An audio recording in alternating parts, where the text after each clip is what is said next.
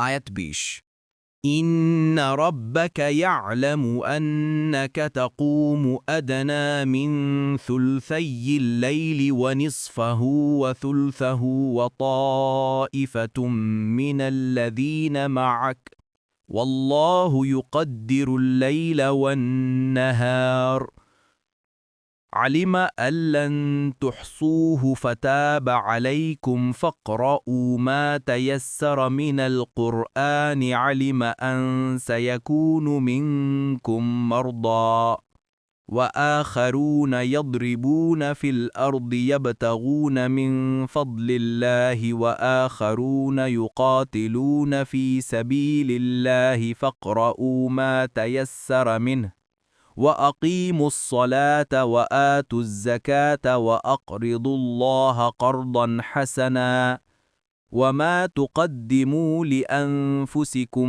من خير تجدوه عند الله هو خيرا وأعظم أجرا واستغفروا الله إن الله غفور رحيم অনুবাদ নিশ্চয়ই আপনার রব জানেন যে আপনি সালাতে দাঁড়ান কখনো রাতের প্রায় 2/3, কখনো অর্ধাংশ এবং কখনো 1/3, এবং দাঁড়ায় আপনার সঙ্গে যারা আছে তাদের একটি দলও। আর আল্লাহ নির্ধারণ করেন দিন ও রাতের পরিমাণ। তিনি জানেন যে তোমরা এটা পুরোপুরি পালন করতে পারবে না, তাই আল্লাহ তোমাদের ক্ষমা করলেন। কাজেই কুরআন থেকে যতটুকু সহজ ততটুকু পড়ো। আল্লাহ জানেন যে তোমাদের মধ্যে কেউ কেউ অসুস্থ হয়ে পড়বে, আর কেউ কেউ আল্লাহর অনুগ্রহ সন্ধানে দেশ ভ্রমণ করবে, এবং কেউ কেউ আল্লাহর পথে লড়াইয়ে লিপ্ত হবে। কাজেই তোমরা কুরআন হতে যতটুকু সহজসাধ্য ততটুকু পড়ো, আর তোমরা সালাত কায়েম করো, জাকাত প্রদান করো, এবং আল্লাহকে দাও উত্তম ঋণ। তোমরা তোমাদের নিজেদের জন্য ভালো যা কিছু অগ্রিম পাঠাবে, তোমরা তা পাবে আল্লাহর কাছে, তা উৎকৃষ্টতর এবং পুরস্কার হিসাবে মহত্তর। আর তোমরা ক্ষমা প্রার্থনা করো আল্লাহর কাছে, নিশ্চয় আল্লাহ ক্ষমাশীল, পরম দয়ালু। দ্বিতীয় রুকু। তাফসির। 1 নম্বর ফুটনোটের বিবরণ। সূরার শুরুতে রাসূলুল্লাহ সাল্লাল্লাহু আলাইহি ওয়াসাল্লাম ও সকল মুসলিমের উপর তাহাজ্জুদ ফরজ করা হয়েছিল, এবং এই সালাত অর্ধরাত্রির কিছু বেশি এবং কমপক্ষে 1/3 রাত্রি পর্যন্ত দীর্ঘ হওয়াও ফরজ ছিল।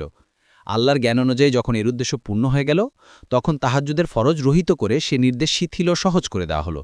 দেখুন কুরতুবী। 2 নম্বর ফুটনোটের বিবরণ। তাহসু মূল হল হিসা, যার অর্থ গণনা করা। যেমন পবিত্র কোরআনে অন্যত্র বলা হয়েছে, ওয়াহসা কুল্লু শাইইন আদাদা, অর্থ আর তিনি সব কিছু সংখ্যায় গণনা করে রেখেছেন।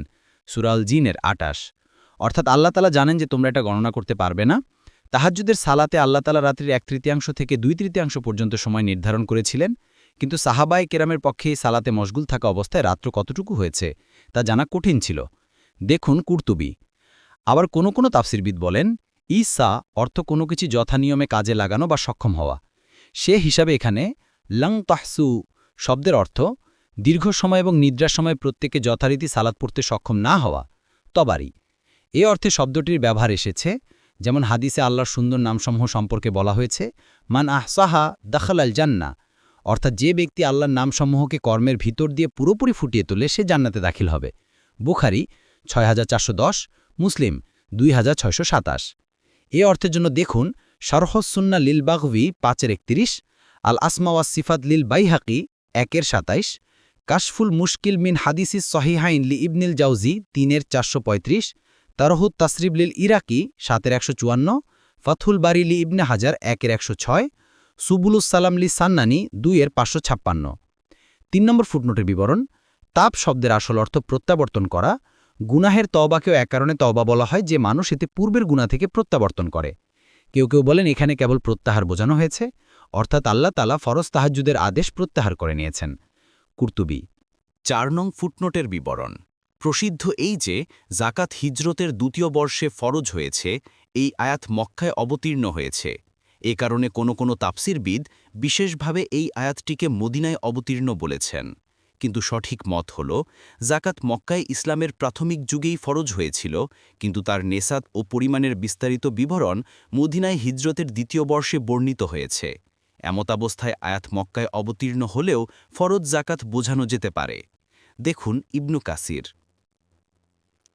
5 নং ফুটনোটের বিবরণ। মূলত এখানে ফরজ ও নফল দান খয়রাত ও কারজাদি বোঝানো হয়েছে।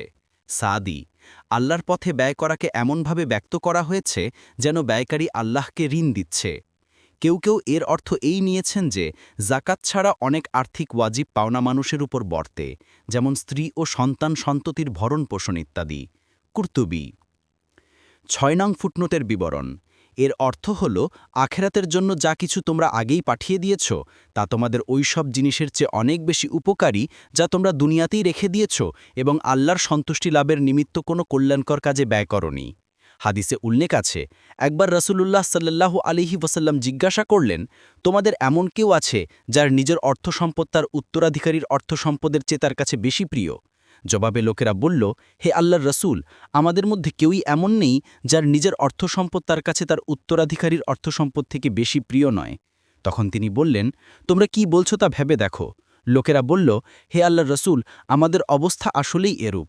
একথা শুনে নবী সাল্লাল্লাহু আলাইহি ওয়াসাল্লাম বললেন, তোমাদের নিজের অর্থসম্পদ তো সেইগুলো যা তোমরা আখেরাতের জন্য অগ্রিম পাঠিয়ে দিয়েছ, আর যা তোমরা রেখে দিয়েছ সেগুলো ওয়ারিস বা উত্তরাধিকারীদের অর্থসম্পদ। বুখারী ৬৪৪২, ইবনু কাসির